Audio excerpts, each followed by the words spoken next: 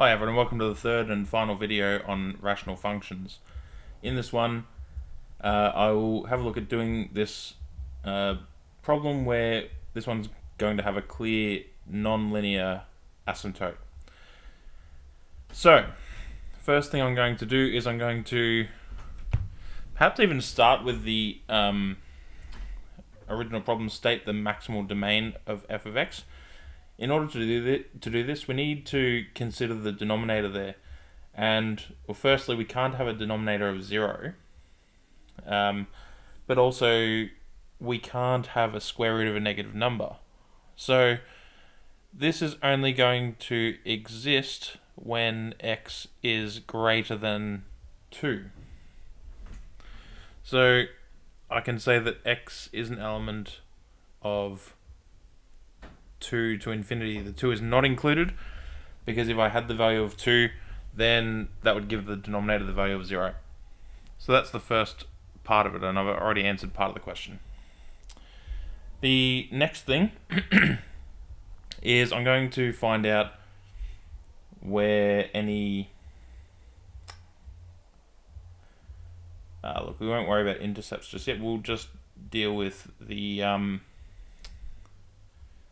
stationary points. We'll start there. So, stationary points, we're going to calculate f dash x. We're going to have to use the quotient rule for that. So that is v times du dx minus u times dv dx. Now that's going to become half... Actually, I'll write that as 1 over 2 root x minus 2. It would need to be multiplied by 1 using the chain rule in order to do that part, but that's the numerator, and then we need to divide by v squared, which is just going to become x minus 2. So we can simplify this a little bit. There's a little bit of fiddling around to do here with the algebra, so I've got root x minus 2, when it multiplies by 1 it just stays the same. And in this second part, what I'm going to do is actually rationalize the denominator as well. So that's going to give me x plus 1 multiplied by the square root of x take 2 over 2 at the front of x take 2. And that's all over x take 2. So now I can collect the numerator into a single fraction, and that's going to make x take 2 to the power of 3 on 2 over, I'm going to need a 2 there as well, over 2x take 2 minus x plus 1 times the square root of x take 2 over 2 x take 2, and that's all over x take 2. So now simplifying that gives us 2 x take 2 to the 3 on 2 minus x plus 1 x, I'll leave the square root of x take 2 over 2 out the front of x take 2 squared. And I can then divide the square root of x take 2, so because that's just x take 2 to the power of half. So that's going to leave us with 2 out the front of x take 2 minus x plus 1 over 2 at the front of x take 2 to the power of 3 on 2. And then I'll just simplify that numerator.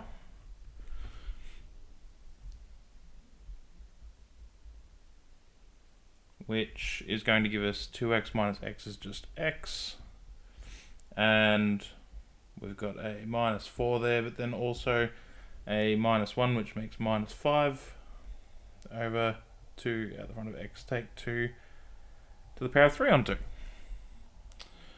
Alright, that's looking a little bit messy, but for stationary points, let f-x equal 0. So from here,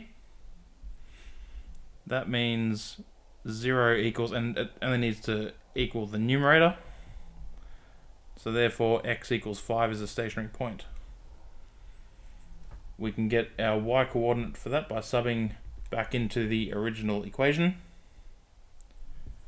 And that's going to give us 6 over root 3.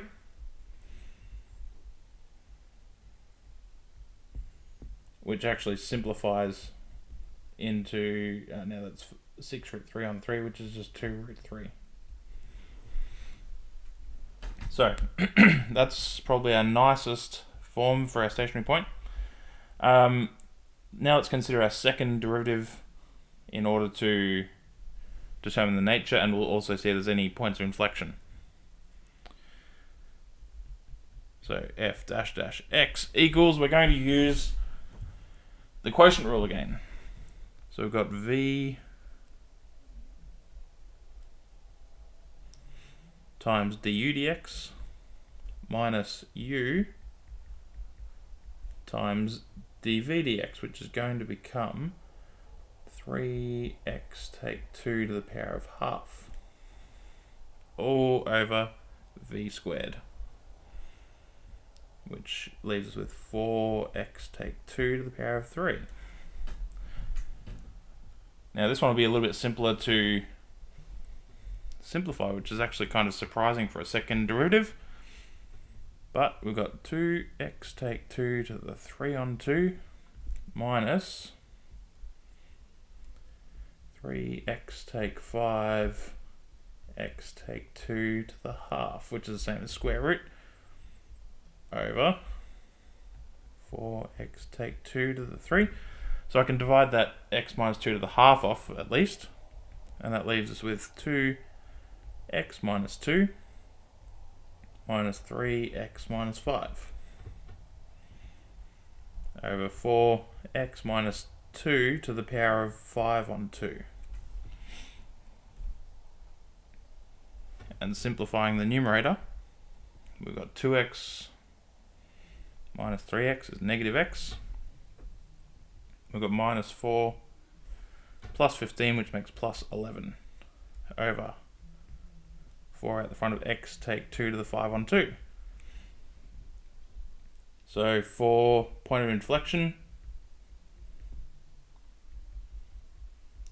this, second derivative equals 0, not the second derivative at 0. So that means 0 equals, and again, just the numerator is what we need to worry about. So that gives us x equals 11 for a point of inflection. We could substitute that back into the original equation. I don't think it's going to be too important though. So what else do we need to do? Asymptotes. So this is going to behave asymptotically as we approach x equaling 2. So we're going to have a vertical asymptote there.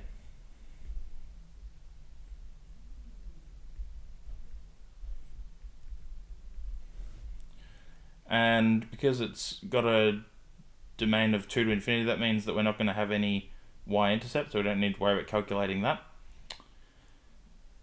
The next thing is the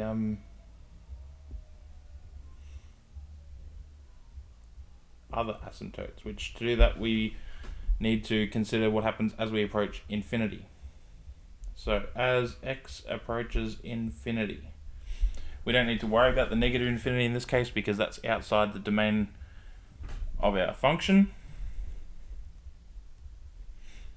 Now, what we need to consider here, we're looking at this original equation here again, and basically let's think about if x is a really large number. So like, let's just pick something like 10,000 for example. So we've got 10,000 plus 1 over the square root of 10,000 minus 2. Now when we get into these large numbers, the plus 1 and the minus 2 become quite insignificant. they basically have such a little effect that we don't even worry about it. And so really we've got like x over the square root of x.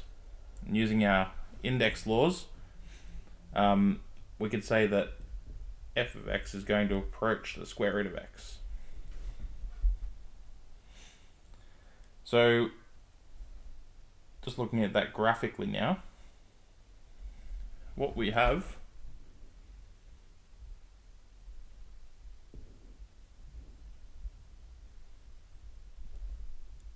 is a vertical asymptote at x equals 2. We also have the asymptote of square root of x. And we know that there's this minimum point at 5 and 2 root 3, which, well, that's 2, there's 4, about here would be our minimum point roughly. And just going to confirm the shape on here, but I suspect that it's going to kind of come down from here, reach the minimum, and then it's going to go back out here, and it's going to have a point of inflection, and it's going to kind of start to get closer and closer to the square root graph. So let's just confirm that quickly using the calculator. I've already set the equation up. So we'll highlight this, drag it down onto the axes, change the window a bit so we can see it. So don't need any negative x values. I'll make it go off to 15 or so. Y min can be 0, and the max, I'll make that 10 or so. We'll see what happens. There it is there.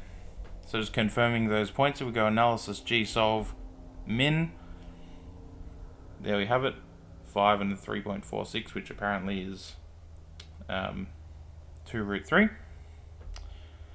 And if we go analysis G solve inflection, we get that, oh, that's a nice one, 11.4. And, well, we can see there's no x-intercept. You might have thought, looking at the original equation, that we could calculate an x-intercept for it. However, it's important to note that the x-intercept would have been at -1, which is outside of the domain of our graph, so it doesn't exist in the real number system. I think that's all that we really need to cover there. I probably should be labeling my graphs a bit better, like actually labeling these points. So what was it? We had 5 and 2 root 3. Over here there was another point, which was the point of inflection.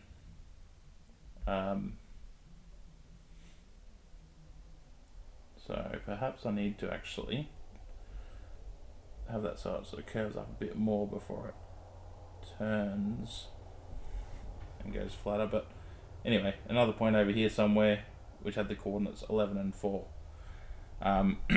with no intercepts to label. And yeah, that's it really. So I should have also made sure to label y equals square root of x as our other asymptote. That was a bit of a sloppy one, but we'll see how we go. Anyway, leave it there, and I'll see you next time.